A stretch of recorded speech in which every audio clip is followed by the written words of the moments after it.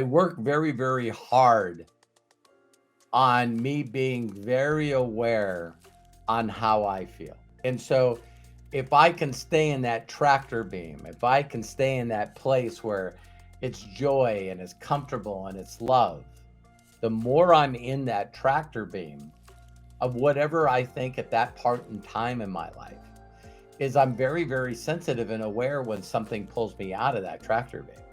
I had a guy that was mopping the floor throw in a little red New Testament of the Bible. And of course, that's all I had. So I caught onto this concept of having a heavenly father, and Matt figured that out about me really early, is that because I didn't have a father, then this is where I could suspend my belief that there was a heavenly father. Here's a comforter that's always with me, never will leave me. I don't have to feel abandoned anymore. I don't have to be something I'm not. That this guy seemed to do stuff where I'm forgiven and that I'm not perfect. I just need to do my best. And welcome to our brand new podcast, Unlimited Wisdom with Robert Hollis. I'm Craig A. Jackman along with Matthew Hollis. And we're so glad to have you on board with us today. And if you are listening to us elsewhere in the podcast universe, please like and share this with friends and help us spread the word. Gentlemen, it's great to see each and every one of you. Great to be here. Great to be here. Yeah, I'm sure a bunch of... Thanks for the intro, Matt. Go ahead. Well, I was just going to say, people will probably be watching this, and I know that you'll go into this, Dad, but it's like, hey, what happened to how do you know that? Why is it Unlimited Wisdom now? So do you want to share a little bit about our new adventure and where we're going with this stuff? Yeah, absolutely. If you guys have been watching, again, welcome to the podcast, or if you're watching this. And I really appreciate you guys. Make sure to share it and make sure you like it and subscribe it. Any comments would be really appreciated. In our we started out with a how do you know that, which is sort of a phrase that I've always used with people that always said that they knew everything, right? And so they would tell me how things would work, and I would go, well, how do you know that? And that sort of spun off from my book, how is that working for you? And you can get that at roberthollis.com/free. But as Matt and Craig and I keep working on this, of course, I want to give a shout out to our inner circle group and also the people that show up on the Ask Me Anythings on Saturdays, because it's this constant thing once we started this that just raises the level of consciousness. So don't freak out yet, but so what it did is it got Matt and Craig, being the incredible partners that they are, the incredible visionaries that they are, that Matt was sharing and Craig was sharing in another podcast about that you get this whisper. And Matt brought it up from Steven Spielberg, and that this whisper was something that, if I'm correct with the story, Matt, wasn't it that, he did Jaws and he did all these movies that made him a critically acclaimed director, but he always had this whisper that he's supposed to do his own personal story, and then he does it decades afterwards. Yeah. No, I mean, it's actually, like he said, it's like a culmination of all the things, right? It's just like, there's a certain aspect to it where it's like you have to hit a mature level, right? And that's life. Like, you're constantly taking these steps. And I found this out myself of like, okay, I'm ready for that next level of wisdom, right? I'm ready for that next start. And I feel like we're at that place right now. We're all of different ages and in different spots, but we're all kind of like connecting at the same moment in time. And I really feel it, like, in my heart and soul, right? Mm-hmm. I do too. And so when Matt said this whisper, I couldn't, we do so much content, I couldn't point to exactly where it was. But I brought up to Craig and they pulled it out of me like you should. And they pulled it out of me, and I was telling them about this whisper that I got, after going through a couple of companies, following what they were doing. And now I knew that it was time for me to be what I was supposed to be. And I went up to Mystic Lake and prayed in the new year. That's what someone said, pray in the new year instead of trying to ask God what you want him to have you do. Just pray in the new year, figure out the plan, then do that plan. It's sort of easier to do things, in my opinion, with the universe instead of going against the flow. and paddling upstream, you know what I mean, going against the flow, right? I believe that's a Garth Brooks song, you know, probably mentioned in many songs and many books, is learning to let go and let God, or whatever you want to say. And so it brought me back, and it made me emotional that whisper was something that I put on the shelf, and I'm still trying to become and believe and be enough to be the person that's supposed to deliver on this idea, or this whisper that I believe that I got, you know, back in 2000. And so when Matt and Craig brought it up, it just like overwhelmed me on such an emotional level, that I just went, no, this is what I'm supposed to be doing. And so a lot of you probably seen a little couple of shifts with me, especially with the AMA that we did last Saturday, you know, where I was talking about connection. And so now that's allowed me to attract into my life people that have messages, young and old, and some that are not alive anymore, that talk about this whisper that you should ask to hear. And when you feel it, you know you got it. Now you need to step into it. So right before we got on here, Craig, being the incredible person he is, and Matt knows me well enough that when I said it, the next thing he did after we got off that episode or whatever it was, is sent me a logo. So that's what you're seeing in here. And then Craig, you know, I shared with him what we're doing. And so he's such a master of ceremonies that he already puts it in it. So this is episode 1 of Unlimited Wisdom. And I think that there's nothing that speaks to me more than just the word unlimited wisdom, because I think by everyone listening to that title, you know that wisdom is unlimited. And I hope that you understand that I don't profess and even believe that I'm even close to having the wisdom that I need. So, unlimited wisdom will be us consistently pursuing and finding what people are doing all over the world that's inspiring them, and maybe have them on future podcasts or whatever. So, I think that when you see this a year, 2 years, 3 years down the road, and all of a sudden you hear the who's are on unlimited wisdom sharing what their little bit and piece is, I think that it's going to be an incredible blessing to the world. So, that's why the name changed, and that's what we're doing. So before we even go into the title today, is what do you believe? I think you sort of heard it already. So, you know, I don't mind if Matt and Craig, or I wish they would, you know, just talk about the direction that they know that we're going and how they feel about it. And then we can get Yeah. into the subject that we're talking about today. Yeah. Craig, do you want to go first?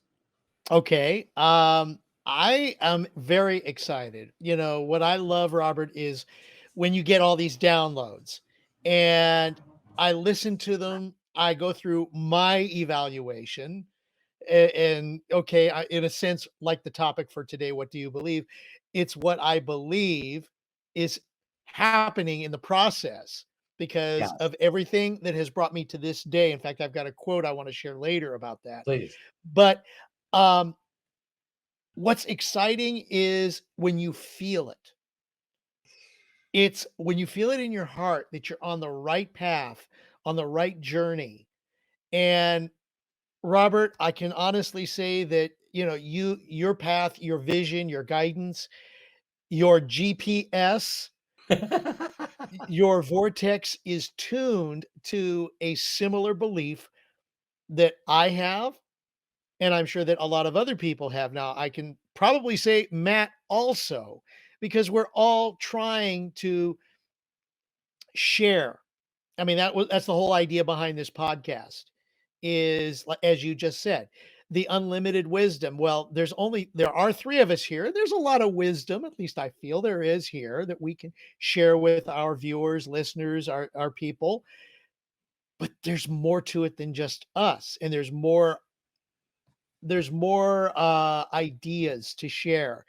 If you think that if there's a limited amount of ideas because of the way you believe, the way you're brought up, no, there is not. And I've always loved the idea of trying to learn as much as I can and share it. And I love where we're going with this. The title, Unlimited Wisdom, it just opens up such a big door and that, Yeah. you know, for us to walk into, with our eyes wide open Thanks, Craig. and to see how this blossoms.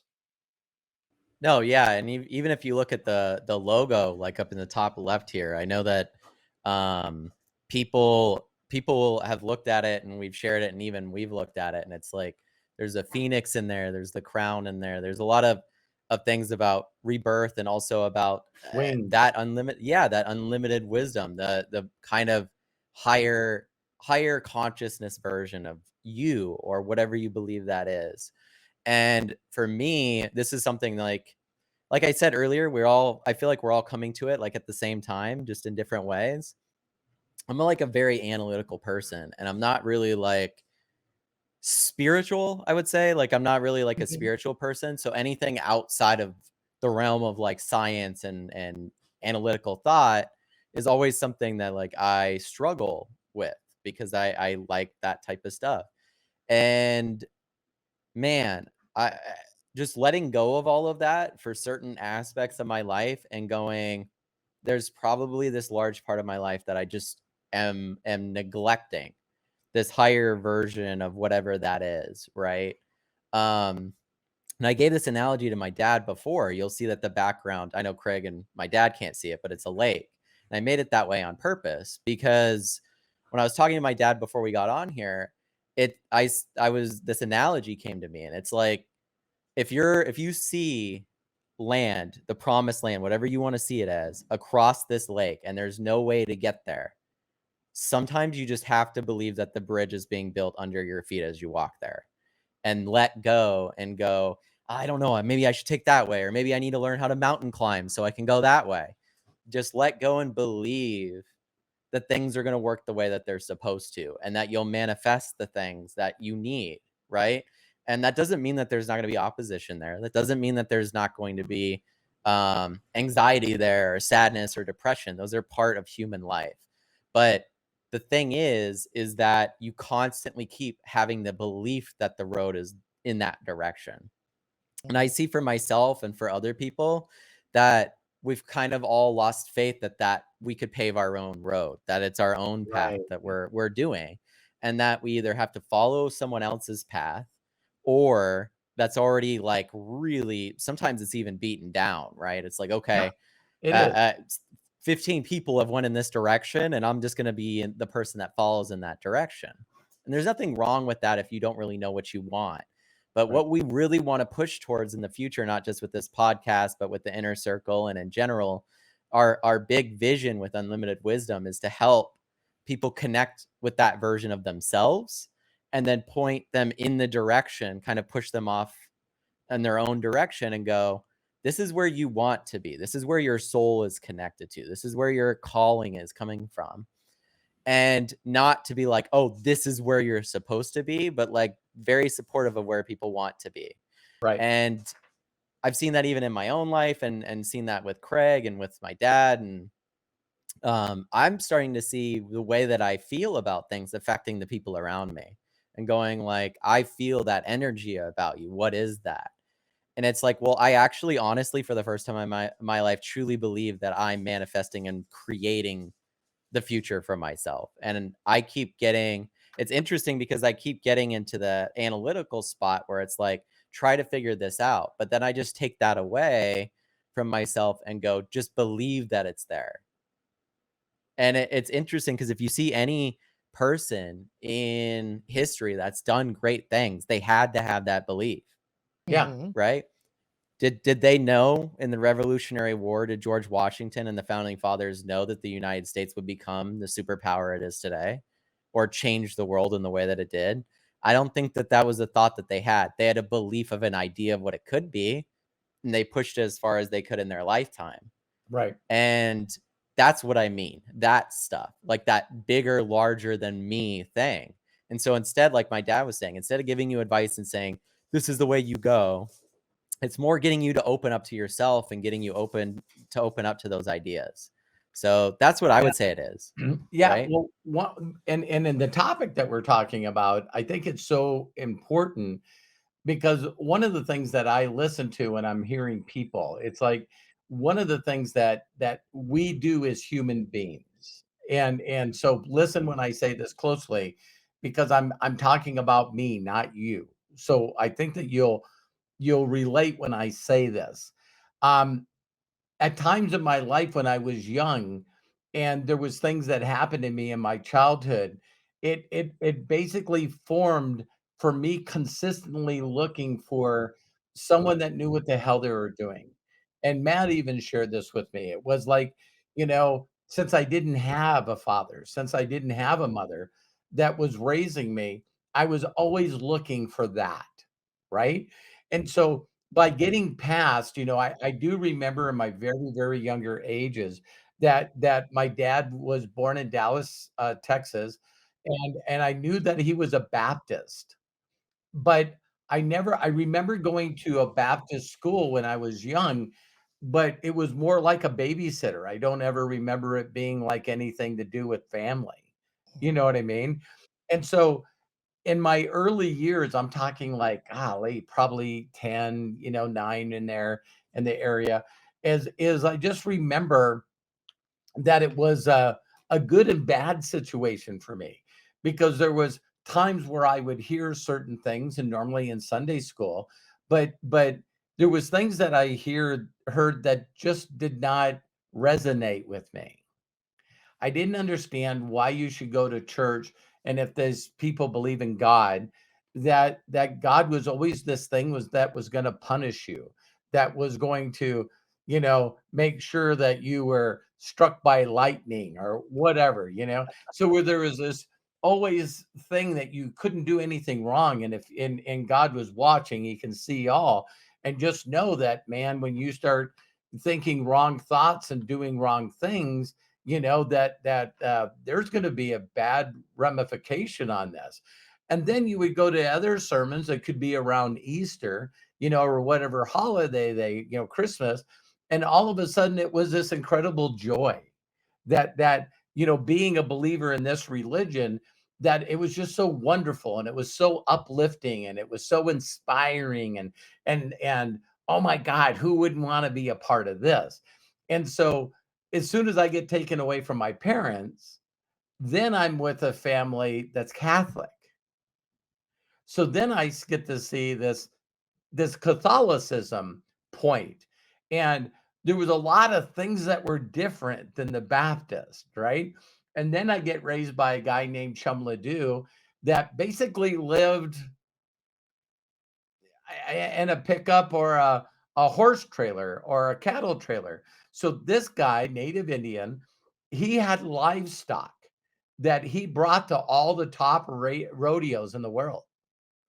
And so he would bring these bulls and horses so people could do bareback, saddle bronc, and then bull riding. And I actually did that. But now we're living out in the middle of nowhere. It's usually in a tent. It's native Indians, and I'm saying this in a positive way, but they had many gods. There was wind god, water god, sun god, similar to Hindus, where all of a sudden it wasn't one god, it was many gods, and that it was called the Mother Earth. And so what I seen in all these different beliefs is that some part of it made me feel like I wanted to be a part of it, and other parts of it made me to want to run just as fast as I could away from it. And so I'm telling you guys my journey because as I started growing up, then all of a sudden I wanted to be a seeker. I wanted to find the truth. And I first got involved with Kenneth Copeland Ministries. They're one of the biggest ones out there. They came from the Hagen Ministry, and I was a covenant partner. I showed up and did the conventions because when I jump in, I jump in.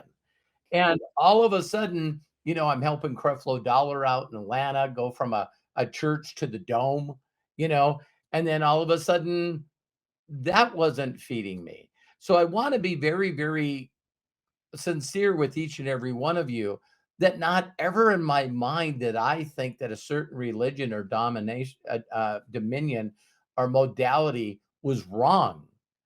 There was parts that I felt that I loved, and then there was parts that didn't set right with me, and I don't even mind telling you which one. And so all of a sudden, when I meet this girl, and it was my first wife, her name was Susan, her and her family was Lutheran.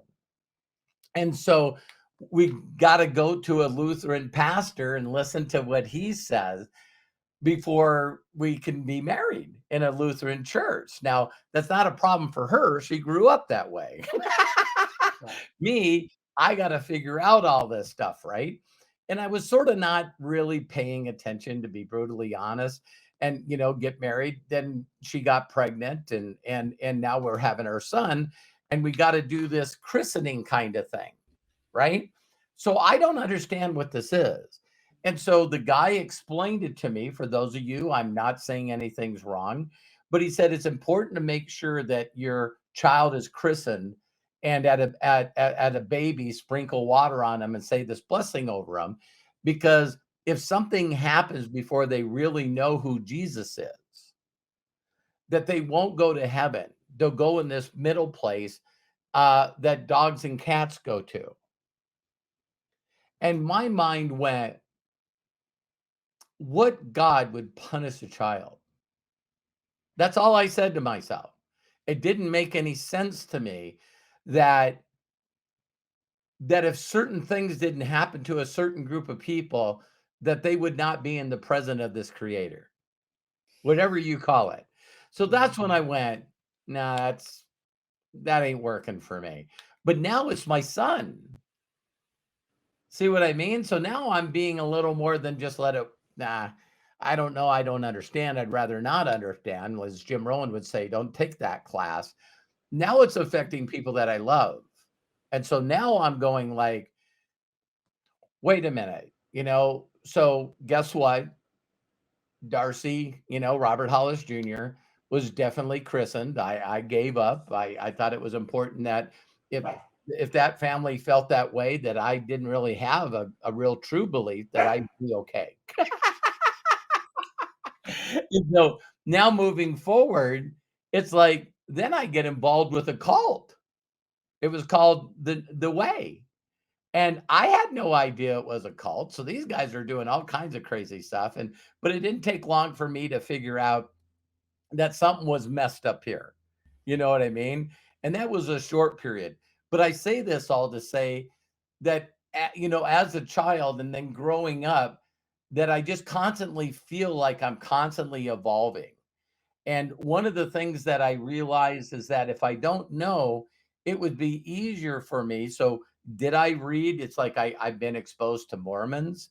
I've been I was telling Matt and that I went to Kingdom Halls. One of my very best friends, Fred Herzog, was a Jehovah Witness, and so they went to the Kingdom Hall. You know what I mean? I know a lot of Jews. I love them. I know a lot of Mormons. I know a lot of Native Indians. It's like every one of these cultures that are out there, I meet them and I'm evaluating their belief, evaluating them. And because I know that I love this scripture, is that God is love. And if you don't love, you don't know God. Now, that might go against virtually everyone that watches this. You know what I mean? But as some of you may have heard in my story, I hung around with some wrong people and ended up in a federal penitentiary. I shared that in one of the videos. And so now I got nobody. And I had a guy that was mopping the floor throw in a little red New Testament of the Bible. And of course, that's all I had. So I caught onto this concept of having a heavenly father, and Matt figured that out about me really early.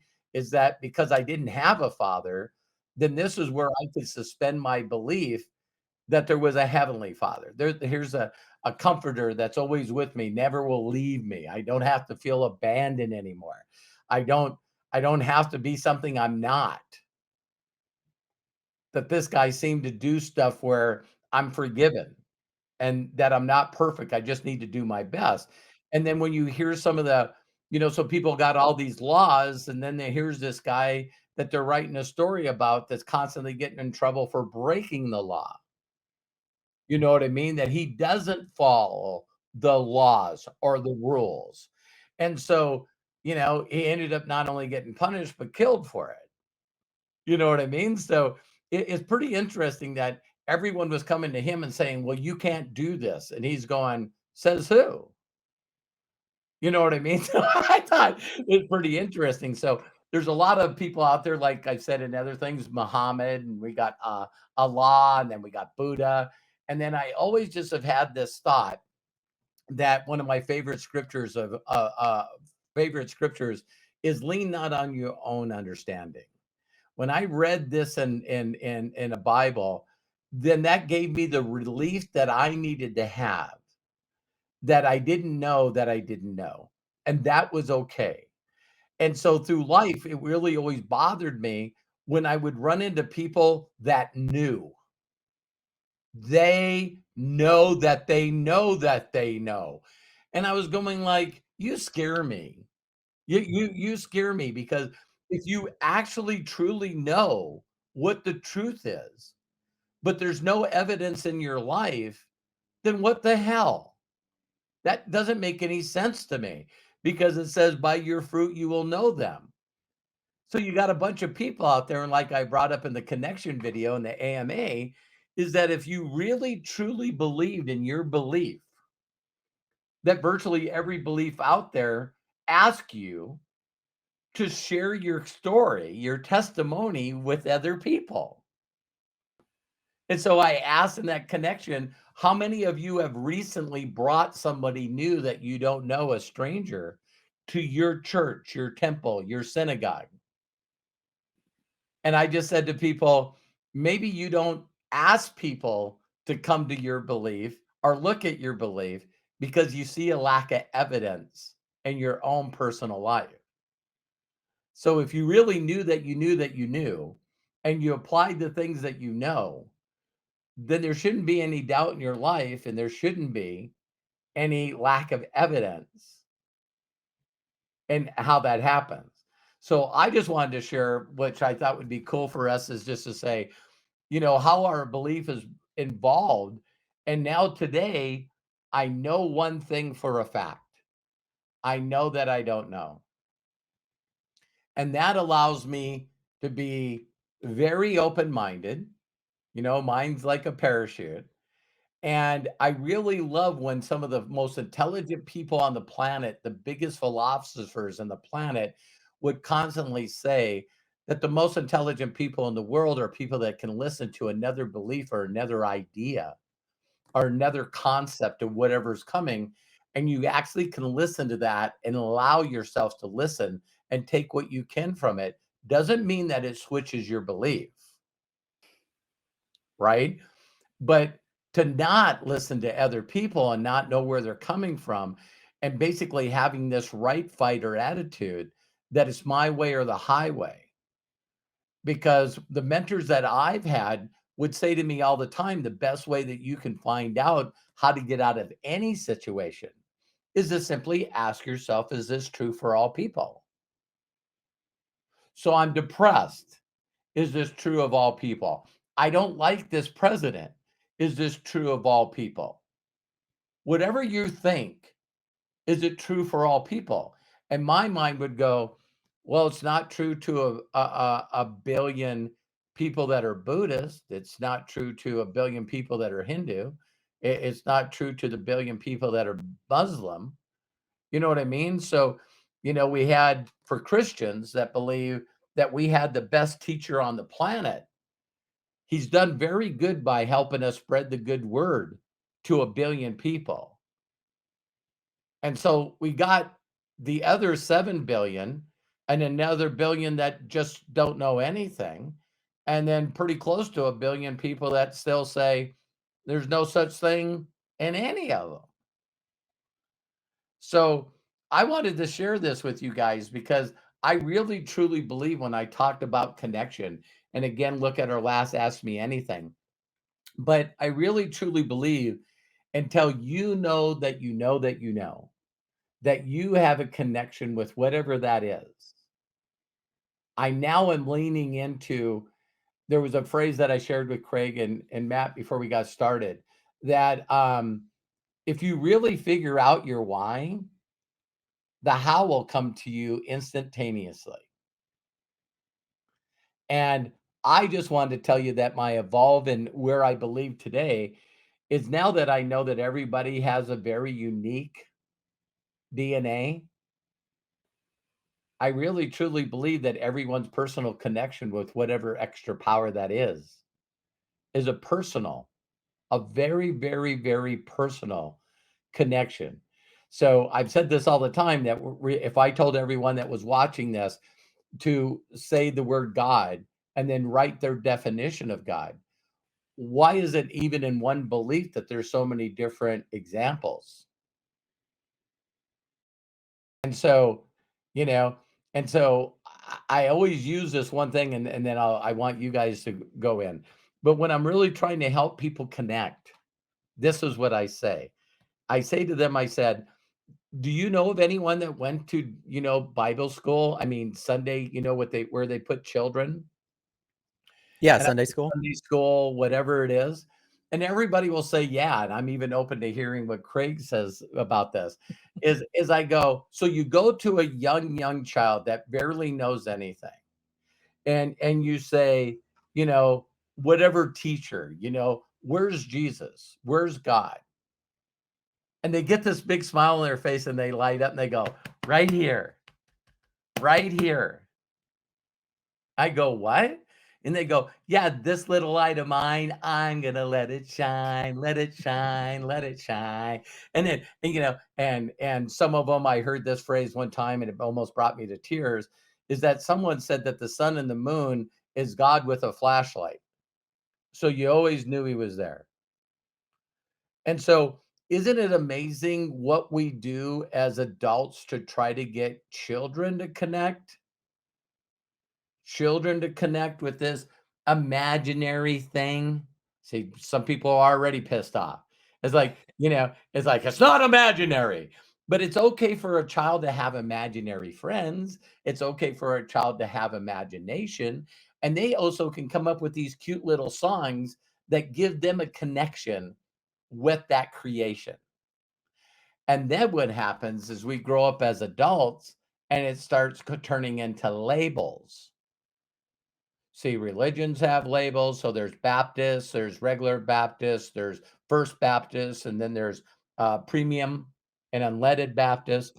I'm joking. I'm joking. Okay. But do you guys know there's 460,000 plus registered nonprofits that are religion just in the United States for tax reasons? And I'm just saying that there was a group, but then that group had like an assistant pastor that thought something different. And so he's going to be exiled. So then he starts a Bible study and just starts his own, or women, right? And so we wouldn't have this many different denominations of one belief if there was only one way. And so, you know, I seen this while I was looking. I was telling Matt that I'm doing all this searching all the time because if I say these two next statements, I want you to really think about them. Do you truly believe that all you are is this meat suit? Do you really believe that all you are is a body? Or have you ever felt or sensed that you were something more?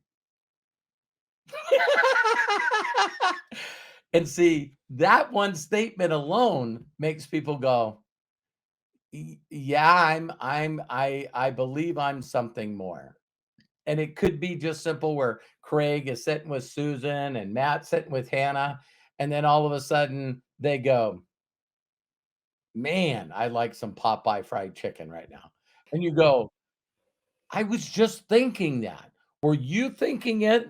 And then I thought it, and then you said it. Was you reading my mind, or was I reading your mind? Why is it that people that are the closest connected are constantly picking up thoughts from each other? See, when I was young, they called this ESP because they didn't know how to label that either. Mhm. Have any of you thought of somebody or thought of something, and then immediately they message you? You go, I just was thinking about you. See, there's a lot of these coincidences that consistently keep happening to people.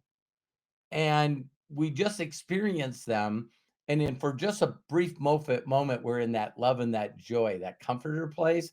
And it doesn't last long. So, this thing called a soul, why that movie affected me so much is because when we see people in that zone and tapped in and connected with their soul, they are inspiring. And that's what I was trying to get across in the connection. So when we see an athlete, a singer, an actor, or whoever it is, a child, it says a child can lead you. When we see the inspiration come from them, that's why those videos go viral. When we see a little boy or a little girl and their first time on stage in a choir, and they're off in their own world. It's like, you guys all know what I'm talking about, right? All the other kids are straight and doing the motions, and then there's one that is just tapped into something. And they're like, their expression, who they are. And why is it when it happens to a child, it's cute? And when it happens to an adult, that person needs to be put away. That person is flat out lost their freaking mind. They're on drugs and they need to be locked up because we give a little grace to children. Yeah. And so the last phrase I will say is when I was looking for this today, this verse came up and it says, "The kingdom of God is within you.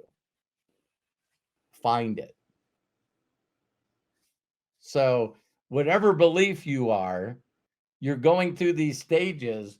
And I just want you, what Matt said when I had this conversation with him, is we all want to follow people that are inspiring. What if you could find out what inspired them? You got to connect to the same tractor beam. Mhm. Because as long as you're listening to somebody else that's telling you what they believe and everything, training, everything, you can listen to someone enough to be inspired, but eventually it wears off. And that's when we feel fed. So then we go into the ignorance on fire mode, looking for another person, another teacher, another thought pattern, another modality. And then what we do is just like business, before we know it, we believe in millions of things from a million different sources, and none of them are ours. None of them are ours. So then you go, I'm lost, I'm confused, I'm overwhelmed, I'm stuck. I don't know what to do. You don't know what to do because you're uninspired. That connection is inspiration. Because when you're in inspiration, your state changes, and then you're wide open going into whatever that mode is. So, Matt and Craig, I gave you guys a lot, but No, I'm not going to interrupt you when believe it's you're like, when Yeah. you're dropping wisdom. I'm listening. I'm not thinking about it. So I'm with Matt on that. I mean, it's like there's so many different topics and things to just right now, right. based on what you brought up. But it's like, no, keep it going because you're. What's the one movie? Shh, he's on a roll. right. Yeah, the modern saying for that is "let him cook." Okay. That's the new one, right? Let Like him you'll see cook? people this Oh, he's let her cooking. cook or let him cook. Yeah. Come on, he's Okay. doing his That's doing his good. due, He's in man. the Right. zone. He's cooking some Did you steaks, Yeah, there's stay out actually of his way. Yeah, there was when you said the kingdom of God is within you, believe it or not, there's actually a book named The Kingdom of God is Within You, and it was written by Leo Tolstoy, who wrote War and Peace and Anna Karenina, which are like two of the best books ever written. And when he wrote this book, I haven't read the book myself, but I even remember recommending it to Junior, Robert Hollis Jr., because I'm like, okay, if you're in that belief, check this book out, because not only was he in that belief, but it kind of changes the thought pattern of that belief, from my understanding, into your personal relationship with God, and like eliminating the church aspect of it, right? He was a Right. big proponent for that personal connection, and it's interesting because I think that's what you're really talking about here. Is it's like, Yeah. instead of, when you say, what do you believe? That definitely comes down to your own personal stuff, Yeah. just like you're saying. And when you ask yourself that question, what do I really believe, right? It can be like very multi-layered, because there's some Totally. things that I lean very much into, like the I don't know, and then there's very much things that I'm like, I need these to be fact-based, right? Like, I believe in gravity, right? Even though it's the theory of gravity and not the confirmation of gravity. It's still something that I believe in. So that's still Well, a I think it belief, would be but really cool because, people hearing my upbringing and then me and Terry making a decision of how to shape your belief as you grew up. So I yeah, I want you to share that because I can guarantee you it's going to be that different than a lot of I, people. I I- again I don't listen very well. No, but it's like, Or do you? my oh To yeah, the right connection, I do. very true, very true. Yes. Yeah, no, I mean, my belief system has been like all over the place, because, I tried the whole church stuff, and I was even talking with my tattoo artist yesterday about this stuff, right? Because both of us had kind of a situation with Christianity and kind of organized religion that was similar, which is, why are all these people being talked to by God, but every time I pray, no one's talking to me? Why is there nobody there for me? Wow. Right? Wow. And Say it that gives you kind again. of, yeah, why are all these people seem to be why do all these people seem to be connected, but when I make an attempt to connect, I'm not feeling any connection, That would be right? your mother. That would totally be your mother. Right. And so that ends up kind of giving you the opposite feeling, if that's the feeling that you had of organized religion or Christianity growing up, right? Because I'm watching my dad get connected to whatever that is. I'm watching other people get connected when we go to church, or whatever, when we did go to church. And I'm going, why does that not exist for me? Why, when I pray for certain things, they don't happen, even if they're things that are really good, or whatever it may be. And like, when I was talking with my tattoo artist about this the other day, it's like, wow, you really can see why we had the opposite effect and went, screw that belief. Like, I don't want that anywhere near me, Right. because it makes you feel like an alienated, like thrown away piece. If that's the way that it's like, you're not a piece of the puzzle that fits. That's why I'm not talking to you. You You're know, the outlier.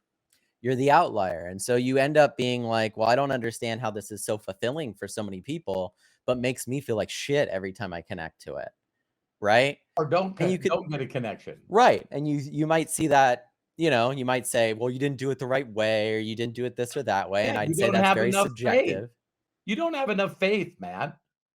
Yeah, so like, it's one of those situations where, like, okay, I'm losing someone I care about, my grandfather, to lung cancer, and I'm praying to God and going, talk to me or speak to me in what way I need to be for this. And it's silent.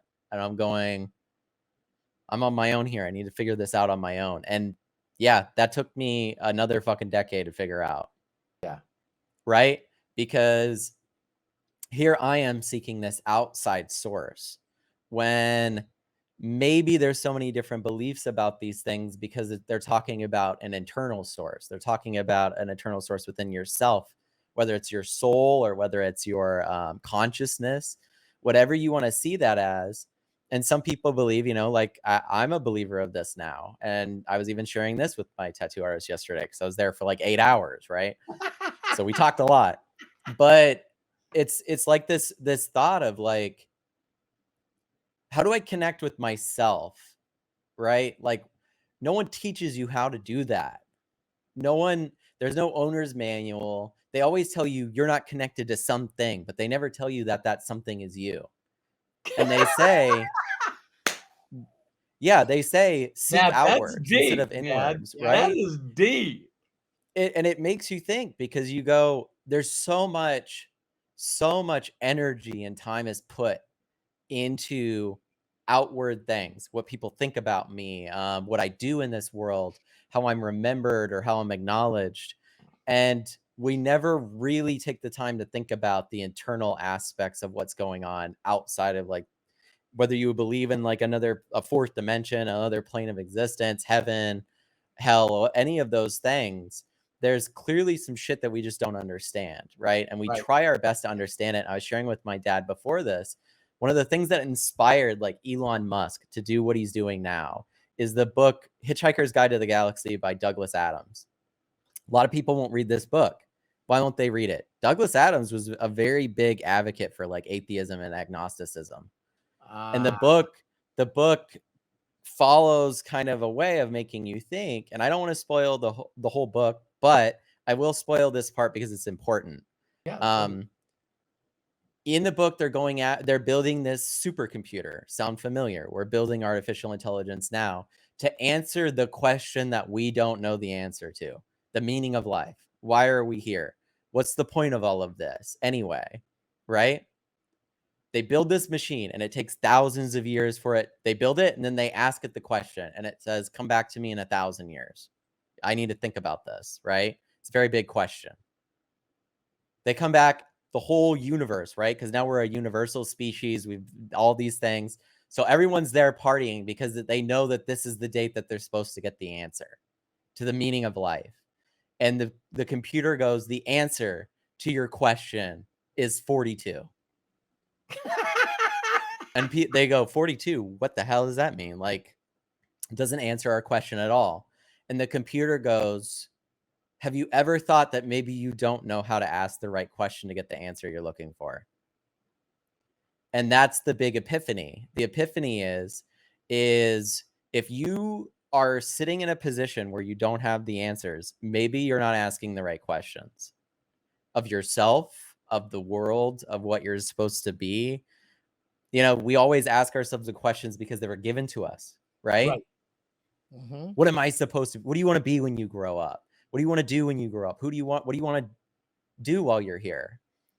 And very rarely do we ask our internal voice, that conscious part of us, that part that's not material, right? What that is. We don't know how to ask questions of that. And that's what therapy and some of these other things do. They get you to talk to that conscious part of yourself that's deep and ask those questions because it's so neglected. Right. And great mentors will have you do that because we're so busy thinking about the external and our belief system and what that's supposed to be that we don't think internally about what we want that to be. You know, what that is for us. And when you were going through, Dad, like all these different places, it's perfectly fine to be a seeker. But like I said, no one teaches you to seek Correct. internally. They go find another belief. Clearly, this isn't working for you, so find it somewhere else. And then you go, that doesn't jive with me, so I'm going to go to this other belief, right? What if all of those things have pieces, like you said, that you do feel are important and good to who you are, but you just don't ask yourself. You don't bring them with you because if you brought them with you, you expect that you have to bring all of it. You don't. That's not the point. That's not the important point. The important point is that you bring what matters to you. And this is how art affects us, and the books, all these things. If you read something and you go, this is amazing, I'm going to share it. And then someone else reads it and they go, I didn't get shit from that. I don't understand. Right. Because it wasn't speaking to their internal spot. It was speaking to yours. And you went, let me make this external. I need to make this external because I need validation that the internal part of me is right.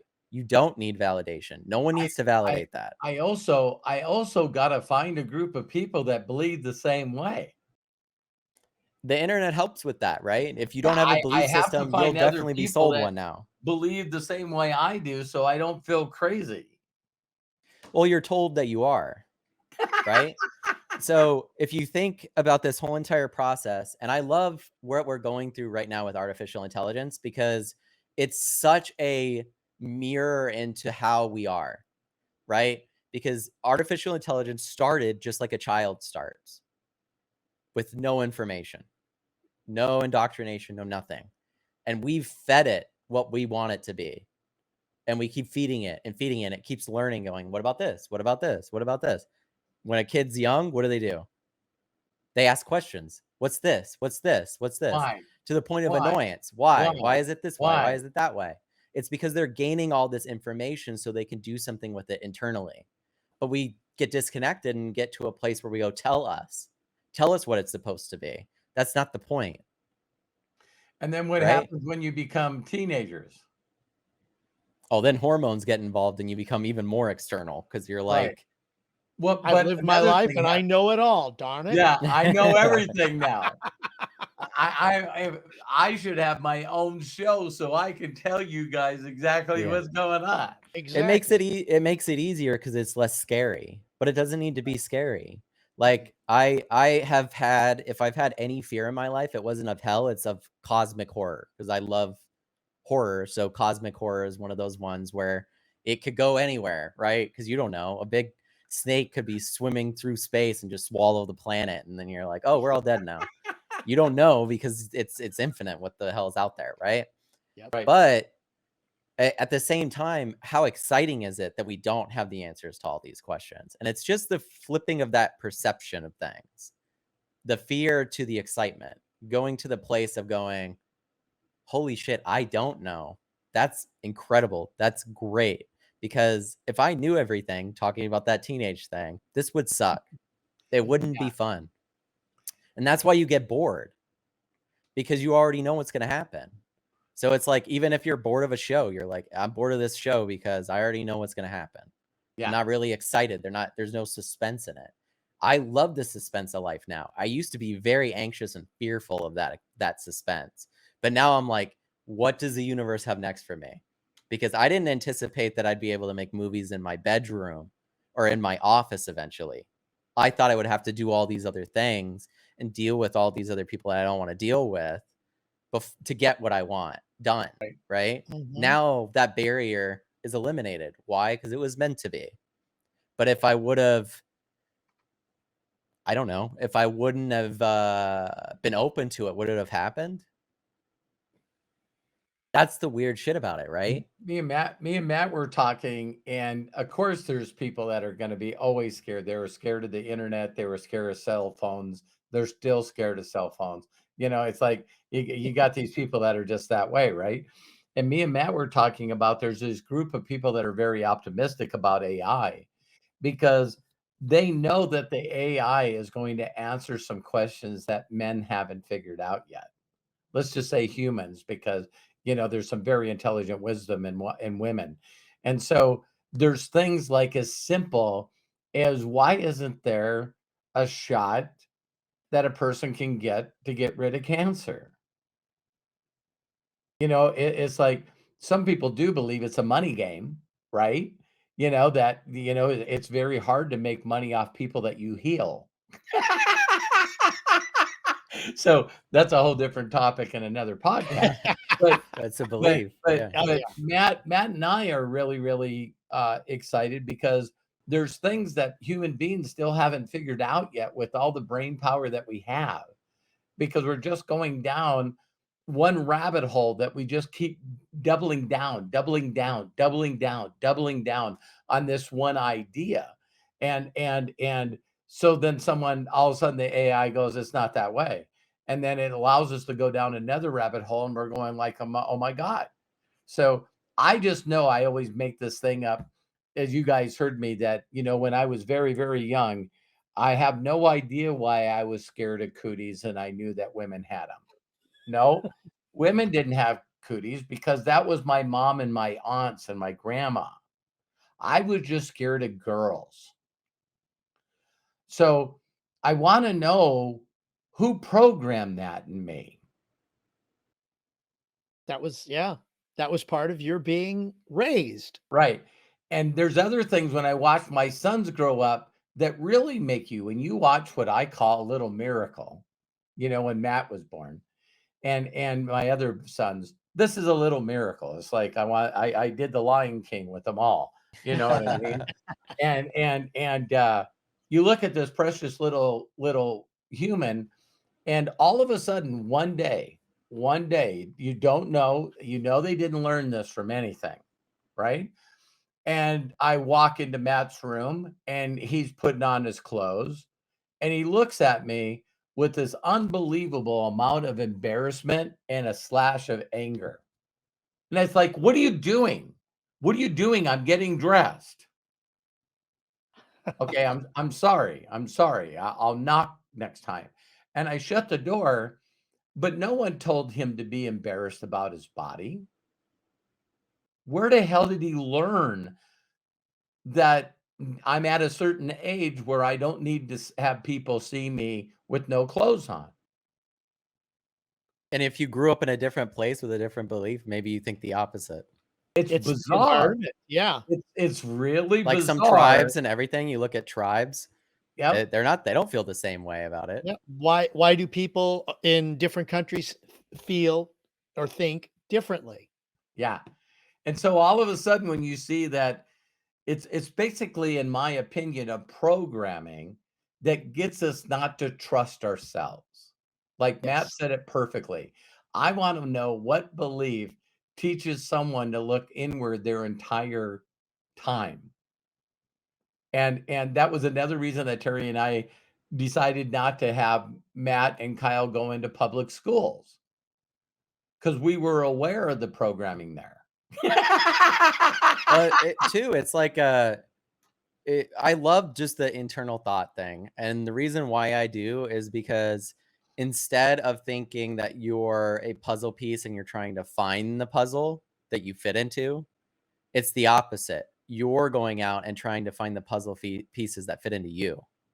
Nice. And when you Yeah. look at life that way, you can become much more of a seeker and an enjoyer of life. Because if you go out and you're going, I've never camped before. I want to go camp in a tent. It's always something I wanted to do. Make it a point to go do it. See if you like it. Maybe you hate it. Maybe it changed your life. Maybe you were more impacted by nature, or being out there made you think differently. And it's something then that you add to your life for the rest of your life that you do when you need times of peace. My dad said he went up to Mystic Lake, right? You hike up, you get into nature. And I love this because I was even hearing someone say beliefs, right? Yeah. I heard this scientist say that based on the studies that they've done, if you as a human being go out and spend 15 minutes in the sun, it's equivalent to like certain types of mental health medication, Yeah. because we now lack that, right?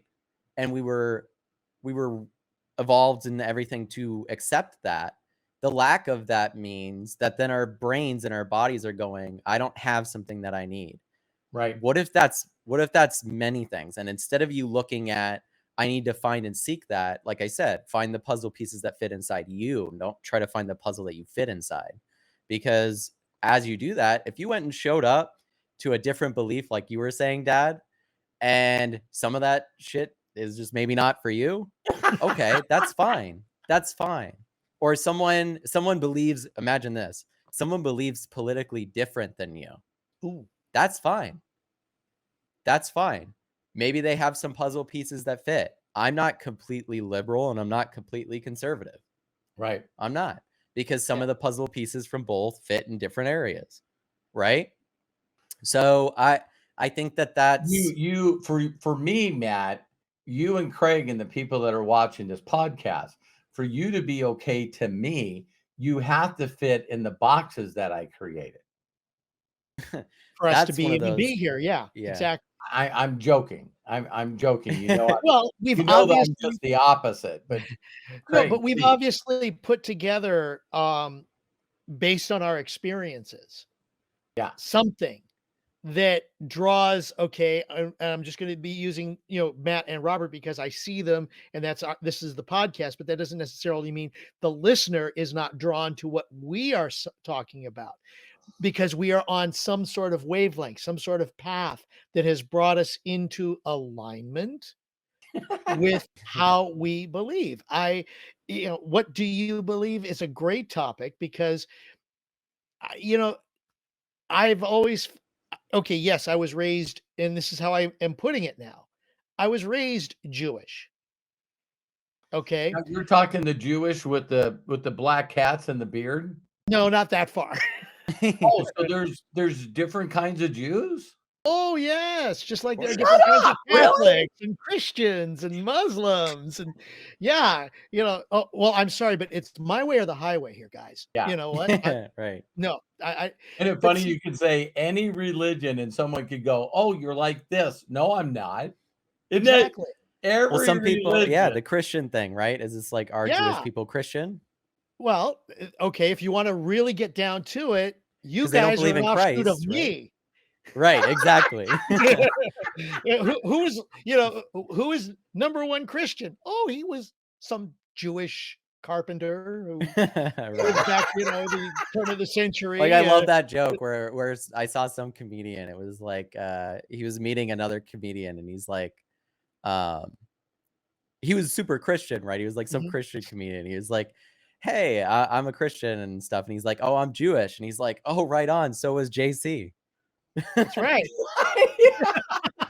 Right? It's funny because I don't know, we have so many labels, like you were saying, Dad, that we try Yeah, to put on each other, but Craig, I please finish what you were I was saying gonna about your apologize your for belief. interrupting you, Craig, No, please. no, no, that's fine. But it comes down to yes, I mean, and you could even say, in a sense, Islam. Forgive me, but Islam has Jewish roots because of Abraham. So, regardless of that, you gentlemen shared your journey, and that's in a sense how I've had my journey too. Matt, I was raised Jewish, and along the way, I went through the customs. It taught me it gave me a foundation. This is the way I like to look at religion, especially today. And then other beliefs. I needed that foundation to get myself going. But Yeah, then as things started to happen in different points in my life, it's like you shared that, Matt, both Matt and Robert. Wait a minute. How do you know that? Why how does how did why is it this way and not this way? Why are these people believing this way and not this way? What is the difference between the denominations, let's say, of Judaism, of Christianity, of Catholicism? Why is Baptist different from Lutheran, which is different from born again, which is different from all of Protestant, these other things, or Protestant. Protestant? Yeah. What's the central core? And this is where I almost like to say that I am more humanistic with a Jewish background. And that's what I have come to believe over the years. Yes, a lot, I mean, okay, on Passover, I do not have, and again, this is me. On Passover, I do not eat breaded products. That's part of the tradition. I'm not to the point, I will say, okay, fine. I'm not at the point where I will not eat certain things on certain days. I enjoy bacon. Okay.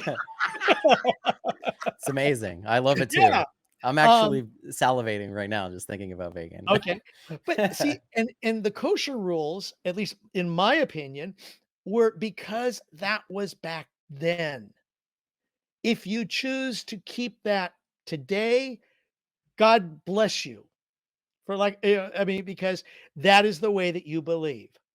But the way that you believe is the way that you have been is the sum of all of the parts of where you are today. In fact, I was even thinking of a podcast, A plus B plus C equals you, as a title, and going in that direction. But this is also in that what you believe is the sum of all of your parts up to this point in time. And who knows, we've seen it in movies. It's part of the hero's journey when Yeah, all of a sudden something happens and your beliefs are totally out of sync because of where they say it is yeah, and where you are right now. It doesn't compute. It does not connect. It does not give you the feeling of comfort anymore. And so what do you have to do? Find out. There's nothing wrong with questioning as long as and there's nothing wrong with sharing. My feeling is share away because I may not know how you think, how you believe, where you're coming from. How many Unt questions over the years, Craig, of you and I knowing each other, how many times have I asked you about your Judaism belief? Quite a few. I I'm I'm inquisitive. exactly. I am curious. I don't want to I don't want people to feel judged around me. A lot of people go, "Robert, you're just down to earth and you don't make me feel like you're judging me." Well, because I would like you to look at me as the highest version of myself Mhm. because I've still got to get better at that. Yeah. Absolutely. So And that I want you to feel when I'm looking at you, as I'm looking at a miracle, something that was created to create. So my version of looking at you is always going to be better than your version of looking at you. And people feel it because Mhm. I know that you're not done. I know that you're Yeah. evolving. I know that you're figuring things out just like I did in my hero's journey that's far from finished. And Oh, so yeah. I'm so inquisitive. I'll tell you one that blew me away. Me and mom are watching The Crown, right? You and And your wife, Terry. Right. what did I say, mom? Yeah, I know, because I'm Craig, here, mom. right? My wife Terry. We've been together for 40 years, and we're watching The Crown, and she like laughs at me all the time because I got the laptop sitting in my lap, and I was like, "Well, when did Winston Churchill? When was he prime minister? When was I don't know why. I just love doing that. I'm just always like that in everything in life, you know." Mhm. And I went, "What religion is Queen Elizabeth?" And it came up that, hey, they started their own church. That's right. Was that What? King Henry Hang VIII? on a second. What? And all of a sudden I get chills, and it's called a part of Christianity, but it's called Angelicism. Anglicanism. Right. Yeah. And so why I wanted to know this is because the queen was chosen. And so the priest of that religion and belief is actually giving a blessing that's only given to the queen or the king. They're an angelic form that talks directly to God, and that's why they're the royal family. So somebody says. And I'm going like, wow. You know, and so I put in there, who's got a higher status, the Pope or the Queen? And it came back, they're different religions. They're both the top of each religion. I was going like, this is good. This is good. So, Mhm. you got the head rabbi, and then you got the Dalai Lama, and then you And the Pope. all of these guys have their people, and I love sharing And this they have story. awesome hats, by the way. I mean, Yeah, crazy yeah, hats. That's you part of it. gotta have awesome gear on. You gotta have awesome gear. And the people that protect you gotta have awesome gear as well. And so when Matt started introducing me to some things that have to be history-wise, it always fascinated me that you always would see that the religion believed one thing. And then the king had to have a talk with the highest religion person saying, I don't like her anymore, and you need to get her out of my life. And it's like, hey, listen, we don't believe in this. So you want somebody else to have your position. Uh-huh. Right. It's like, excuse me? And it's like, you heard me the first time. you know? Yeah. No, wasn't It's it? like, Where is your religion? yeah, and Yeah. I remember one time when someone told me this. He was a different denomination. I love having, very happy conversations back and forth. This was when I was younger, and he goes, "So what version of the Bible do you like the most?" I thought that was a very interesting question. And I just said, well, the person that I'm learning from says that the King James Version is the purest form. And he said, "Did you ever say that name out loud and wonder where it came from?" I go, "What?" He said, "You called it the King James Version. Do you know what the word version means?" And I just remember just being freaking dumbfounded, just dumbfounded that King James said, "I got a version and this is the new one." Yep. And Which everybody totally went, blows the whole a lot of these religions out of the water, because who is the person who is interpreting this? If it's God, then with all due respect to everybody else, with all due "Oh yeah, respect. we'll get some flames coming Oh out of yeah, this, and but it's not gonna be because they're excited." but who told you? Who Yeah, set this up? Why is there so many cultures, so many religions, so many different beliefs? And Robert, you hit the nail on the head right there with just that alone. You know, that when you say the that freaked Bible, is me. that okay? Wait a minute. There's the New Testament. What about the Old Testament? That was the Bible. So what are you talking about? No, no, no. There's a newer version of it. So Oh, and then there's a King James version of it. and I love when I have conversations with Jews and they're going like, "Listen, we just got half the Bible. Yeah. We don't know about this new edition that you added to it." And the other thing too is, how do we know these stories are true and exist? Yes, they are great stories. They're incredible stories. They teach us a lot. I mean, Yeah, the people who wrote these stories must have, been on a higher level of understanding human development at the time, because obviously there are teachings in these stories, in the Bible, in the Old Testament, the Torah, the Bible, the original version, and the newer testaments that revolve around Jesus and his disciples. do you think they had to call it original so it wasn't a virgin? Probably. Because Here's where did the it all come original. from? It all came from, Genesis, Leviticus, Exodus, Deuteronomy, and Numbers, not necessarily in that order. And then beyond that, there are the commentaries, Yeah, because you have the prophets, and people consider that part of the Bible. And Yeah. what are but the prophets based but on? They're based on people's experiences yeah, and what they believe at that time. and this ultimate creator that created all things only inspire people in just this time slot.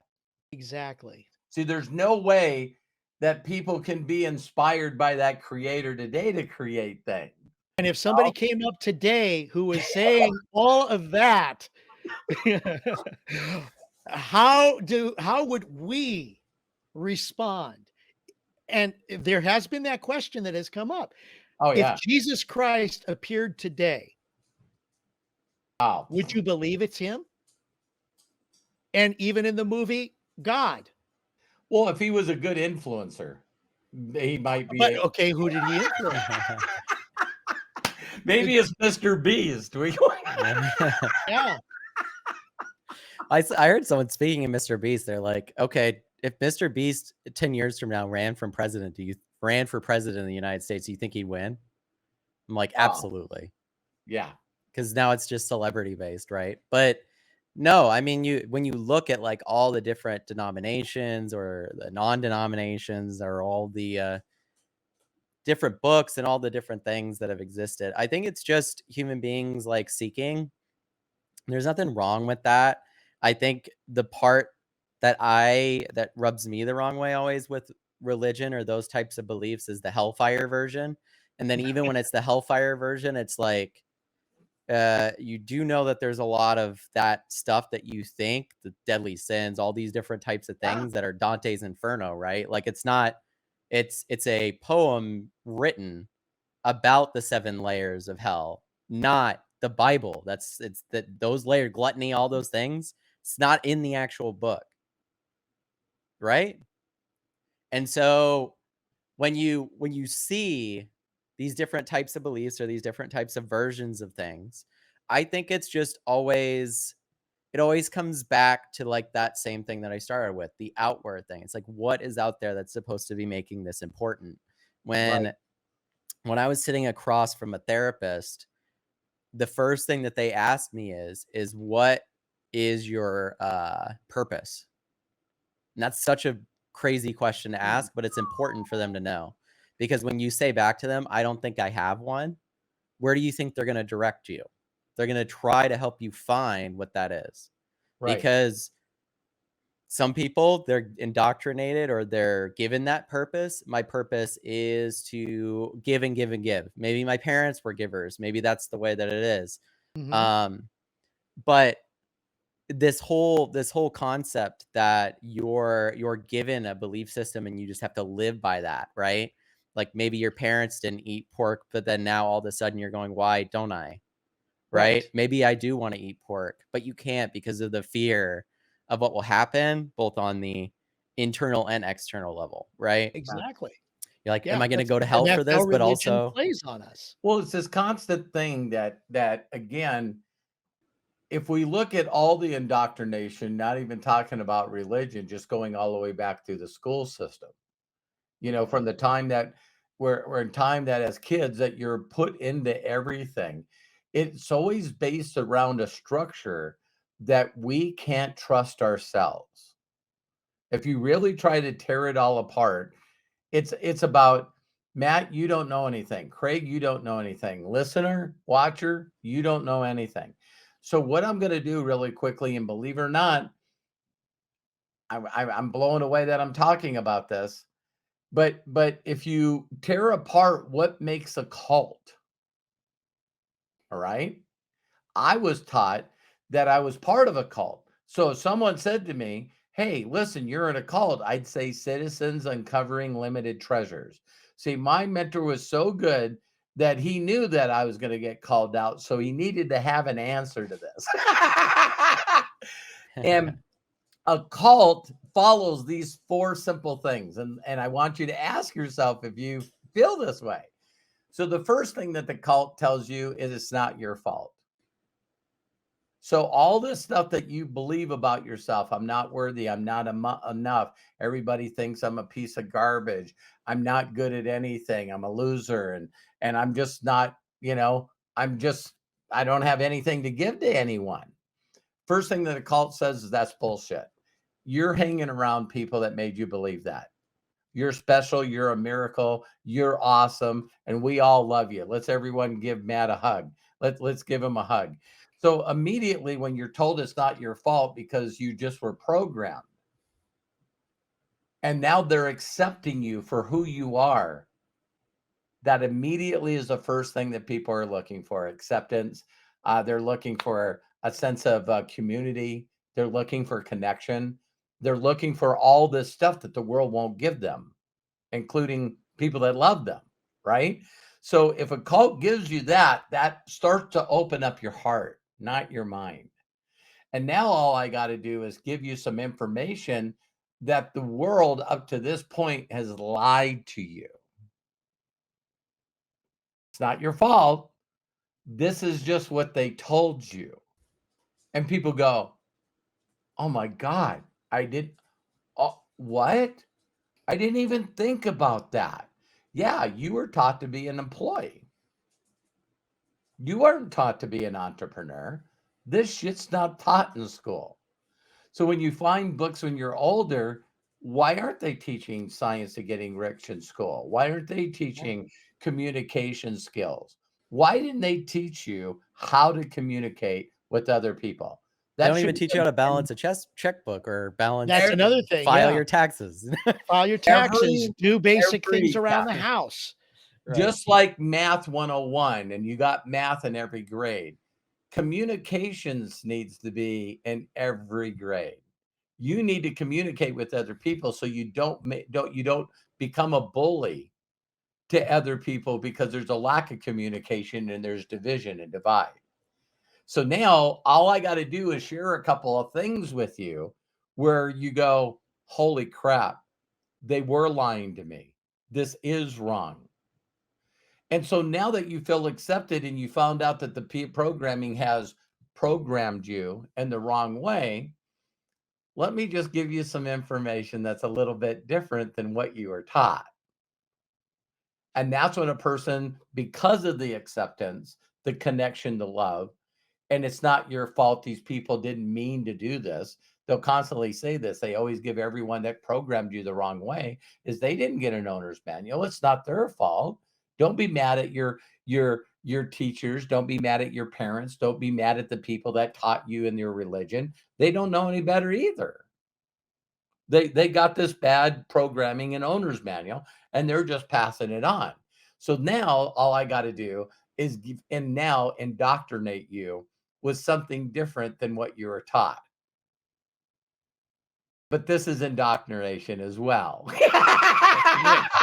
Because now I'm going to share with you some thoughts that it's okay for you to share Hannah and Susan with me. Yeah, that's that crazy fucking shit. Like when it Yeah, well, I no, think no, that well, always yeah, yeah, What? Wait a it's minute. Now you want to get closer to the creator. The creator's talking directly to me, and it's okay for you to share your whys with me.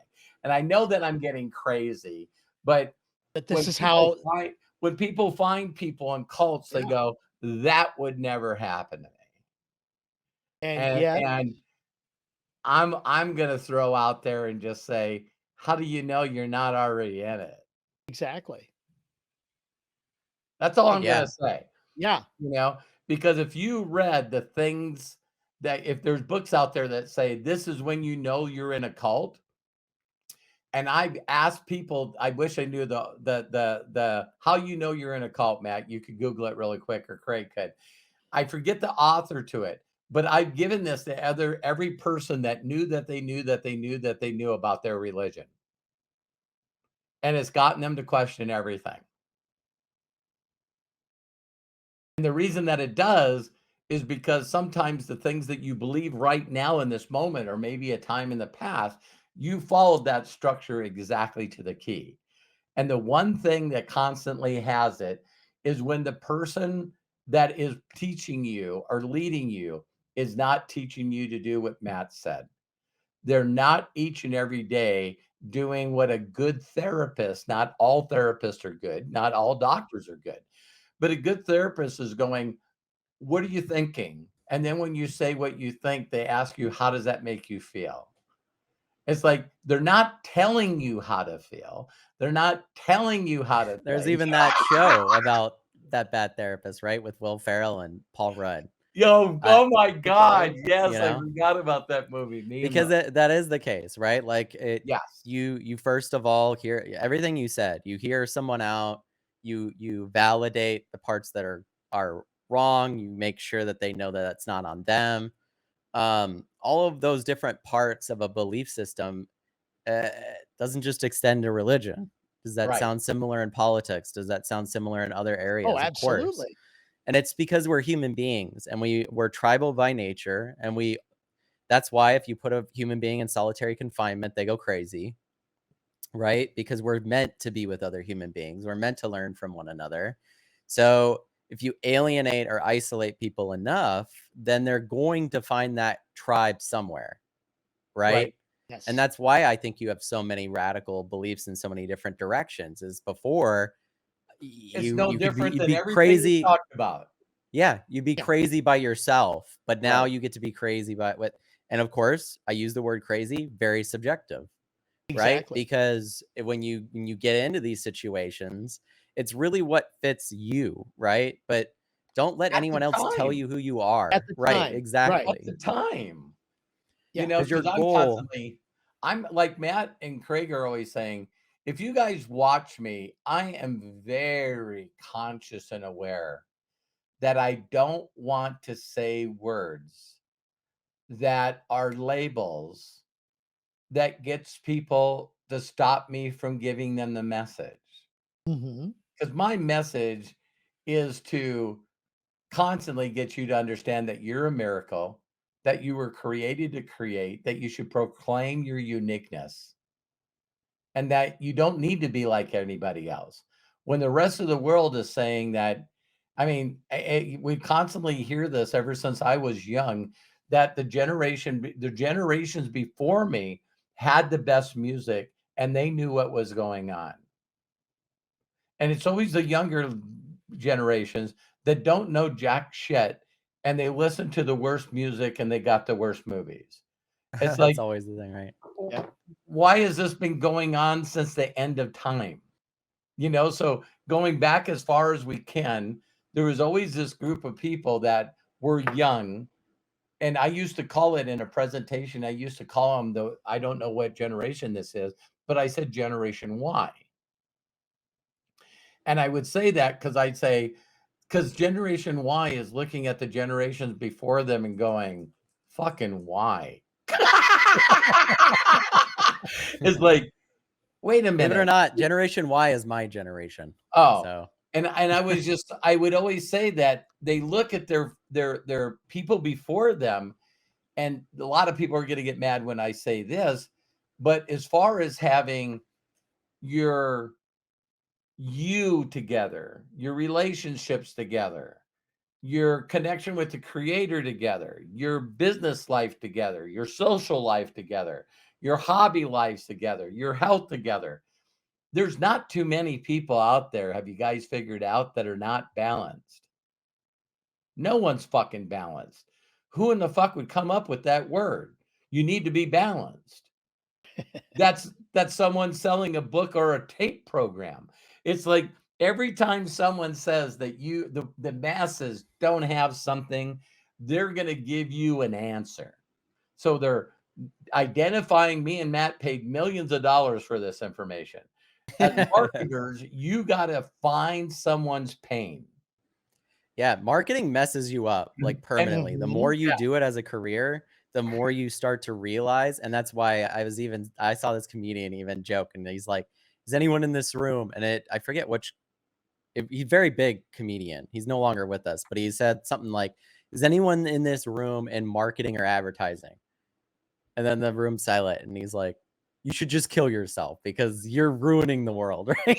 That honestly sounds like a George Carlin line. I was just going to say Right. George Yeah, Carlin. It sounds like mean, you would do. Yeah, because you guys already got it. We don't have to beat a dead horse here. It's like the comp deal is that I have to identify your pain. And then I got to make you realize that you're in it, because we do everything called entertainment to try to get away from the pain. And then what we're going to give you is the glory. Mm-hmm. And where people are seeing a big shift to Craig and Melody were talking, and Craig shared that with me, that they see a shift in me. And the shift, very simply, is why we're doing this video, as controversial as it possibly can be. Because I believe that when we leave this, you're going to have 3 people that were on this podcast that say, I don't know, and I'm okay with that. Mm-hmm. And then we're going to have a group of haters and people that are going to come after us because they're the people that know. It's like they'll quote me verses, they'll quote me, this, and the only way is this person. And it's in every religion. It's not just one religion. And it's like, listen, I know it all. I just can't explain to you why my life sucks. I don't know why my children don't want anything to do with me. I don't know why my wife divorced me and kicked me out. I'm living in a trailer or a van down by the river, and I've been married thrice. It's like, why people make fun of that situation is the people that I know that were the biggest right fighters are the most miserable fucking people on the planet. Yeah, no, I They're learned that miserable myself. because There's they're no laying reason. down the law. This is the way. One guy comes to my name, and I won't say his last name, but it's Gary. And this guy could have not been one of those people that were the most radical Christian I ever met in my life. His children didn't want anything to do with him. His wife divorced him. He didn't have any friends. And I know him because I tried to be his friend, but I wasn't doing anything right. According to him. Right. Yeah. So he was constantly put on this planet to straighten my ass out. And everybody loves a friend like that.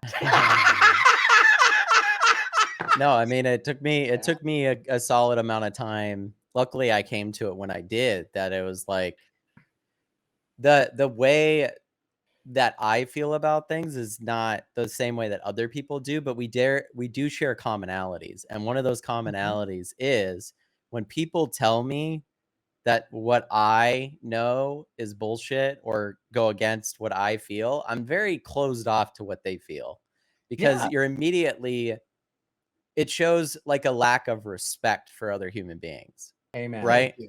That Yes. lack of respect is never going to earn you shit, because the way that the world works is based off of that respect. If someone gets to a position, it's because a group of people at some point respected them Right. and lifted them up. No one lifts themselves up to that position, believe it or not. Everyone has to be helped there.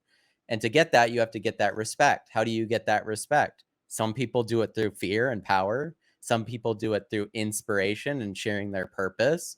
There's many different ways to get that respect. But when you immediately show up, hear someone's political belief, religious belief, or whatever it may be, and disrespect them as a person, why would you ever expect them to respect you?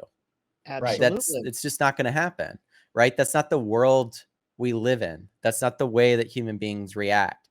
So if you instead came at it similarly to what my dad was just saying earlier, you come at it with curiosity. Well, why do you believe that? What parts of it are warm you up? What elements of it just make you feel alive? Ask Those are the the right conversations that questions. Yeah. those are the conversations that I love to be in with people, particularly when they ask about my religion. Yeah. Mhm. You know, is it coming from a heart of wanting to know? I I've I've always hated it when I get somebody who I have no option to sit next to, like at a dinner, who's sitting there trying to cram it down my throat. Or even And I'm worse, an like, airplane. Oh no. "Oh, even Uh, yeah, exactly." And it's like, "Okay, listen, please just stop, okay? I am where I am. I understand where you are. Let's go." Just and it that's is it. funny to watch the radicals, right? You got the Oh, yeah. people that are the Chevy lovers and the Ford lovers and the Chrysler lovers. You know, people actually getting murdered by going to a sporting event because they wore the wrong jersey. Oh, or the wrong color It's like, in street games. wow. But we're not that way. See, that's what everybody always says. You know, the Right. people that I hang around, we're not that way. It's like, well, some people are that way. So I Yeah, wanted you to, just, not interrupt you, but you just have to take it to another element. It's right. we're And so, all human beings, so to a certain extent, when you take it to a place, right, where it's like my family members are in danger, these people just love their team that much, but yeah. it's a Oh, similar yeah. human feeling, right, of protection, and it's weird, Well, but that's the way I it is. tell people, I could tell people that I love it when you run into someone that really has a way that they say stuff to you that just makes you go, "Oh my god," even if it's the most radical thought in the world, but they can get you to understand that person in their skin. And whether this next statement is true or not, I'm telling you how I got this, right? So, a certain group of people in the Middle East are basically told that the reason they live in the desert that's desolate from everything is because the infidels are living on their land. And if they could get these non-believers either dead or off their land, it's going to turn into milk and honey, just like it says. So I can't imagine growing up from the time that I'm very, very small, that the reason that everything is so bad for us is because these people live on our land. And once we get these people off our land, then everything's going to be milk and honey. We're going to live in the promised land. So, me being indoctrinated like that from the time that I can remember ever having a memory or a thought So when someone told me that, and I went, holy shit, how would I act that my family will be taken care of and we're living in the promised land with milk and honey if we can just get these non-believers off this planet? Yeah, you can It's see like, how people can become militant and become willing to risk yeah, their lives because it's important to them. And that's just a human trait. Like I think the number one thing you're touching on, Dad, too, is like the most important thing for you to do in these situations against an enemy is to spread propaganda and dehumanize them. Because yeah, if they're not human, then it makes it easier. It makes it easier to sleep at night for the yeah, people. So For like, the people who and it's believe. Yeah. and I remember I wasn't alive for this moment, but I love history. There was a moment in time when the Vietnam War was going on where they actually showed what was going on there. And it yeah, changed the perception of the United States of that war. It changed the way people felt about it because they went, "Holy shit, maybe we're the bad guys in this situation." Mhm. yeah. These people just want to believe whatever they want. Like that's okay. We're allowing that now. And I say allowing because that's the way that they believed, right? They believed that it was up to them to decide what people wanted to believe or Everyone, didn't. everything's allowance, isn't it? Right. So It's either resistance or you're allowing things. You're resisting or you're allowing things. And I think right. that in the hero's journey that we talk about, why is it that there's always a villain? There's got to be a villain that their number one goal is to take over the world or use a Death Star. This is back with the Jewish beliefs with the laser, right? It's like, That's funny. you know, Yes.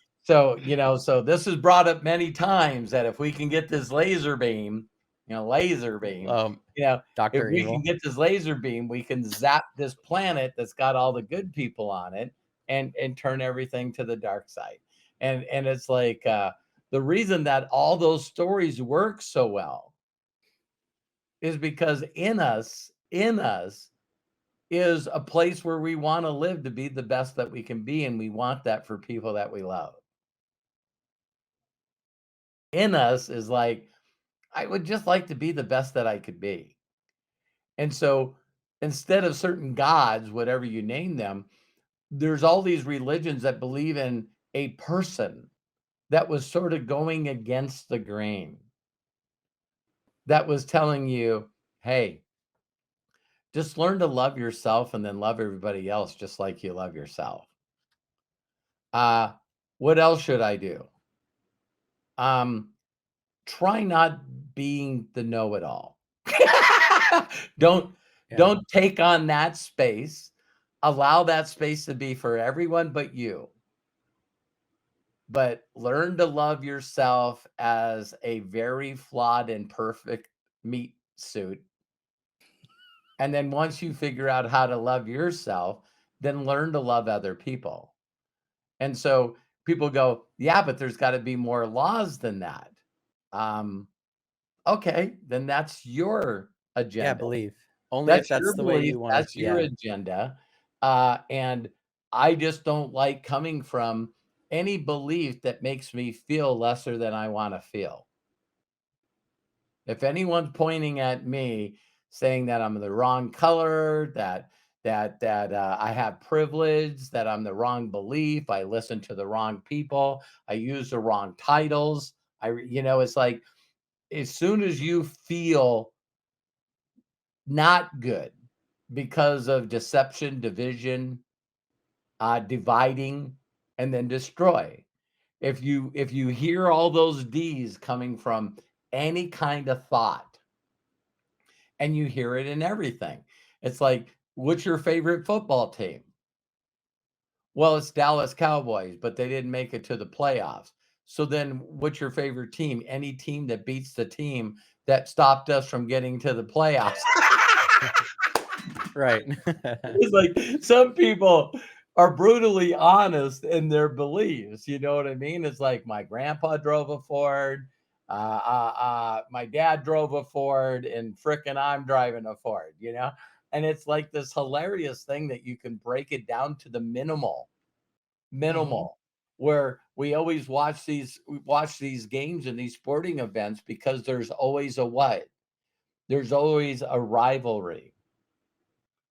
There's always these teams that get unbelievable viewership, because when these two teams play each other, shit's gonna happen, because Yeah. it's just a little more emotional, and a little more people got just a little more umph in it, because wait a minute, isn't this the team that always stops us from going to the Super Bowl? Mm-hmm. It's like, this is the team that gets our ass. It's like, we gotta find a way to beat these people. And I by the way, I feel sorry for the Buffalo Bills and the Green Bay Packers, you know what I mean? I mean, the Lions, you know what I mean? So, you just, it's just funny how all of a sudden something snaps us. And I think the whole reason for this podcast today is just to really get you to think that, you know, is what's serving you. I would say as simple as this, and I want your guys' feeling on this, is I work very, very hard on me being very aware on how I feel.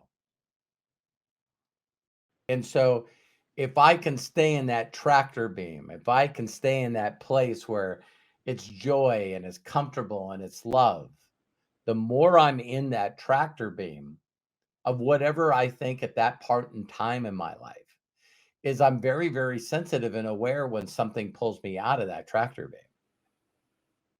And so if someone's doing something, and it's usually me, listen closely, you guys, it's really not something else that pulls me out of the tractor beam than my own fucking mind. My own, story. Rah, rah, rah, rah. Uh, Even when I'm excited that I found something that I truly believe in, that's that whisper, like unlimited wisdom. Because why are you guys hearing about it 24 years after it happened? Because a whisper hit me. I was excited to make it happen. And I mentally beat myself up and told myself that I wasn't worthy, that no one would listen to me, that I'm not enough. I don't have enough wisdom. Who in the fuck's going to listen to me? So then what I do is I go into the mindset that, yeah, I'm not enough. I haven't really done anything. So then I'll sell my whisper off to get involved in something else, and then go in at that to see if people then will follow me and believe in me. But I can't expect anyone to follow me and believe in me if I don't fucking believe in myself.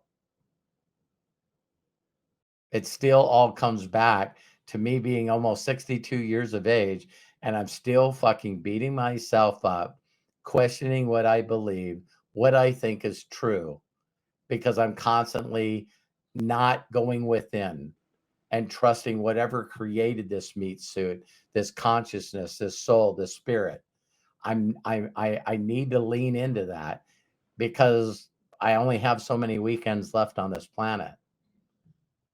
And I want to do what Jim Rohn said. I don't want to ever die by people stop saying my name.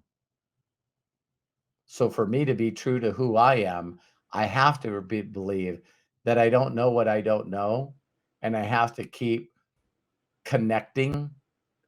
And so connecting means not listening to anybody else, including yourself.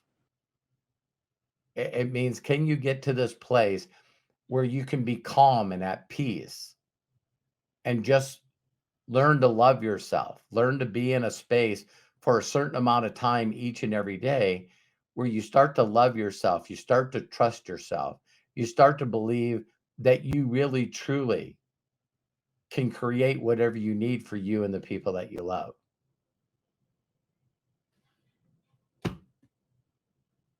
I mean, that's both incredible and beautiful. So I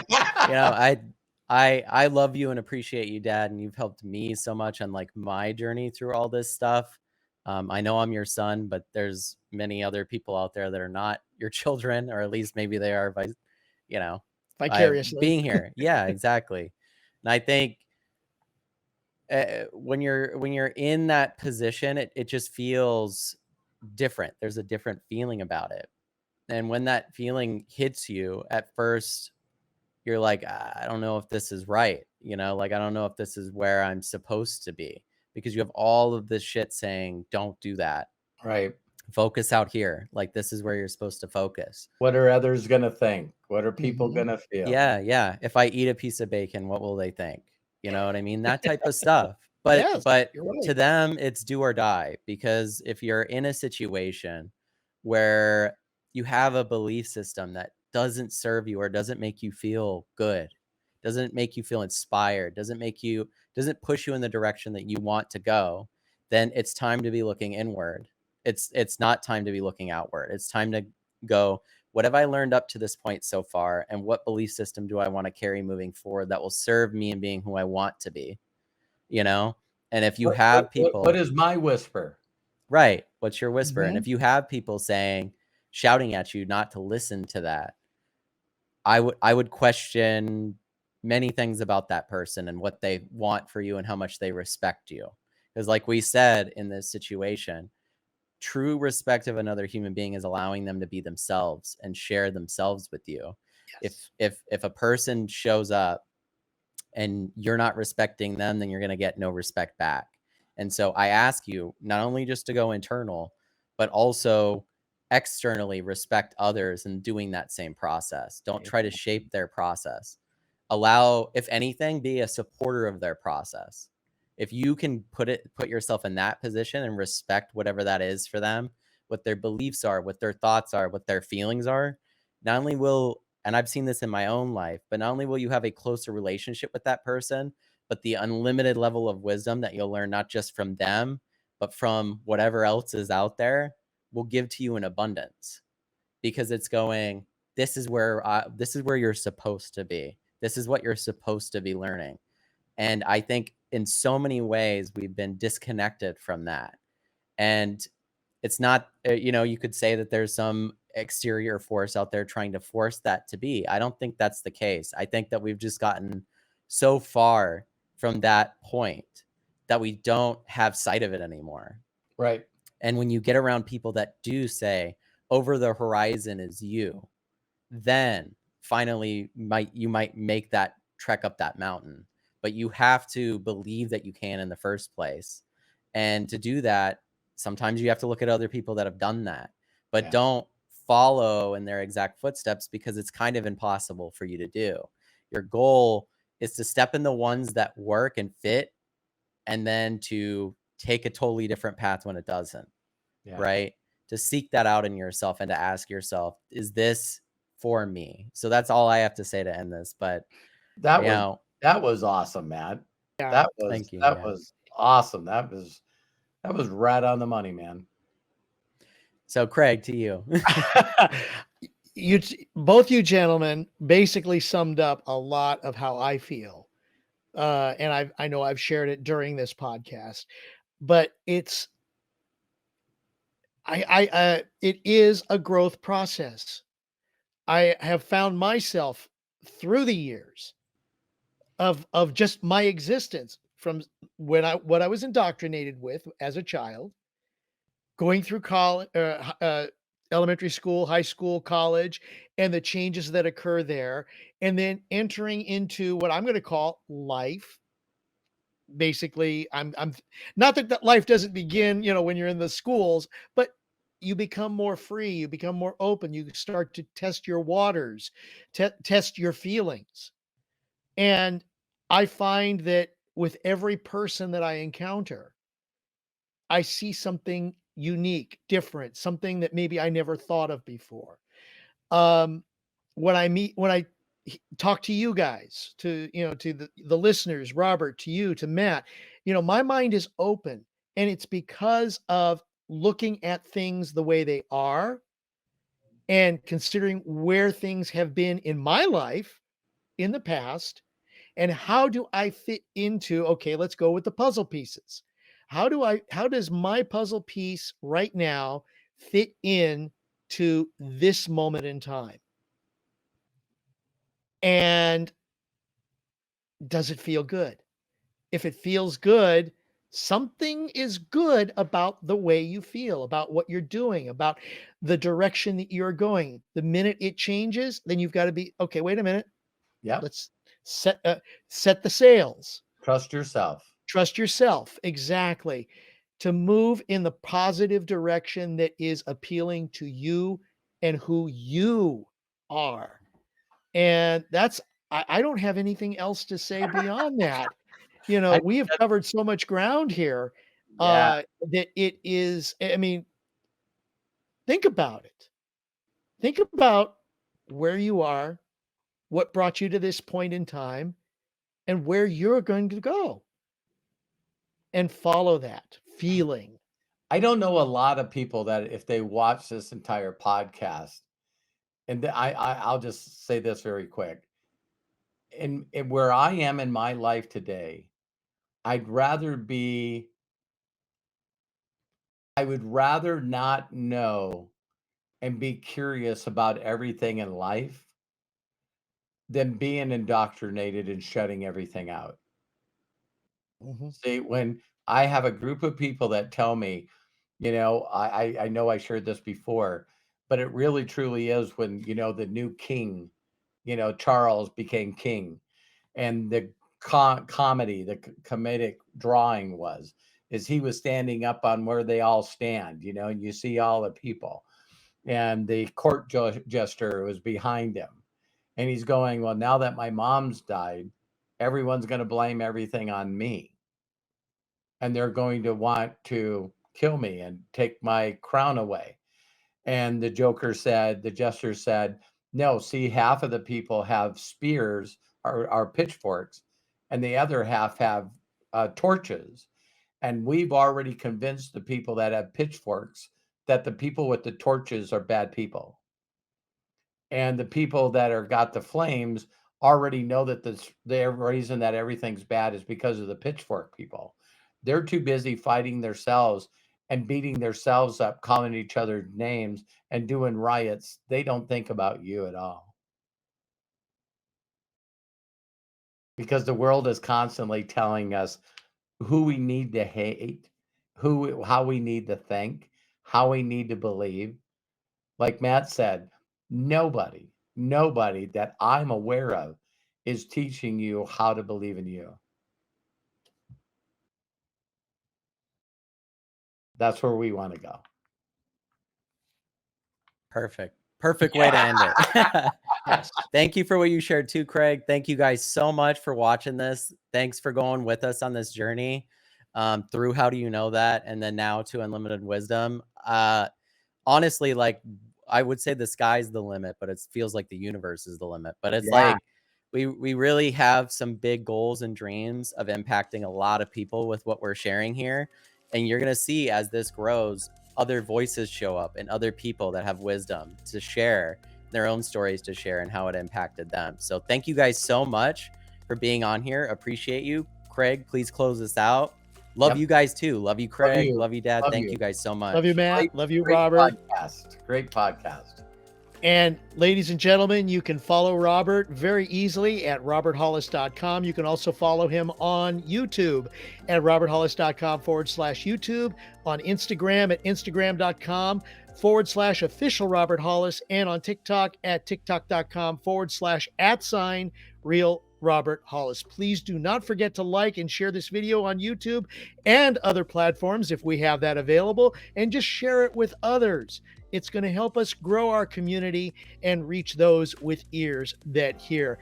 Thank you again. A shout out, Matt Hollis, our executive producer. You are increíble. Thank you. Thank you so much. And of course, Robert, what a blessing we have to share all of this with you and to share you with us.